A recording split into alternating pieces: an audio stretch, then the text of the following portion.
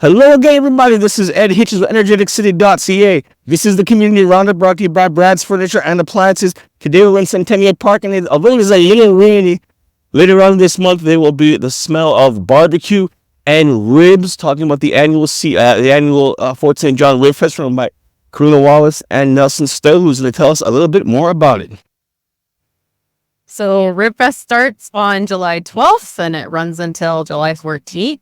We've got 4 rib trucks coming. We've got mini donuts. We're going to have ice cream treat. We're going to have pie sales from the museum. Literacy Society tie-dye party. The Salvation Army is collecting food donations. We've got a couple other vendors that are joining us. There's going to be lots to do, lots to see, lots of... Okay, so just tell us where and when, and once again, is it going to be taking place? So it'll be July 12th to the 14th, where we're starting at 11 o'clock. And on the Friday and the Saturday, we will run until 10 o'clock. And on Sunday, we'll be done by. Okay, all right. So tell us about the history of Ribfest in Fort St. John. I know there are Ribfests that happen nationwide, left and right. So just talk to me about that a little bit. So the rib guys, if you will, they approached the Rotary clubs of Fort St. John about 4 years ago. And they asked us to see if we can facilitate a Ribfest event. So the first one was a drive-through during COVID, and this will be our third one on the Centennial grounds, Centennial Park. Getting bigger and better every year. It's great. 2 Rotary clubs in Fort St. John have about 65 members. All the funds that we raise through sponsorships and everything else all go back to the community. We try to facilitate other nonprofit groups to get involved. So like the Elk Speedy Skating are going to have volunteers. The North Peace Gymnastics Society will have volunteers. We have the North Peace Search and Rescue helping out with security. So what we do is we funnel the funds that we raise through to all these groups. And then we hope to give away some checks on Sunday. We'll have a 50-50 draw as well. 50-50 tickets are available right now. You can buy them at Ideal OS. You can drop in there. Check out, if you know any Rotarians, they have tickets with them. Please buy them from those guys. So the 50-50 draw will be drawn on the Sunday. Another neat thing this year, we have what they call Texas 4000. So there's a bunch of cyclists cycling from Texas all the way to Alaska. Okay. And they're raising funds for cancer research and things. They'll be riding into the group on Sunday afternoon. So we'll welcome them and we'll give them feed them. Rotarians donate or offer places for them to stay that night. And then they'll be on the road again the next day. So that's something we're doing on Sunday. Okay, all right. So that's always a good thing, A long bike ride is always going to give you an appetite. So I'm sure they'll be very, very hungry. Okay, all right. So tell us, where can people find out more about the Ribfest as we go forward? So we have our Facebook page.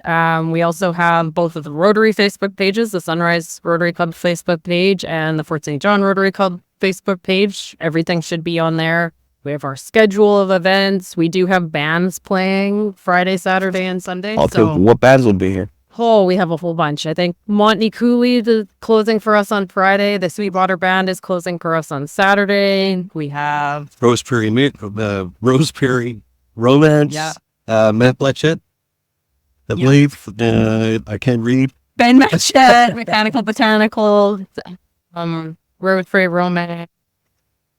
J Bame, Unresolved, Carol Ford, Last Horse Standing. We have the rib competition on Sunday. There's a ton of things. There'll be a rib competition on Sunday? Yeah.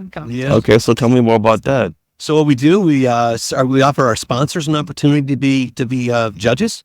And what we do is we get about 8 to 10 people up on the stage at the tables. And then all the rib trucks, they bring their best to the plate.